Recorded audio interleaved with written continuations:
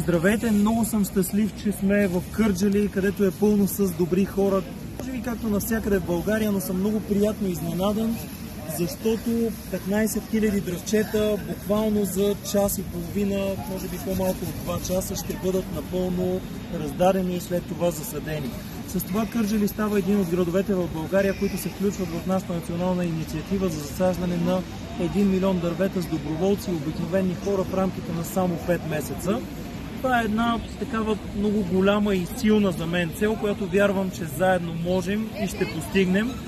А с Гората БГ сме се устремили към 5 милиона дървета до 2025. Целта е да направим България по-зелена, по-красива, по-чиста, по-добра за всички нас. В градовете, в селата.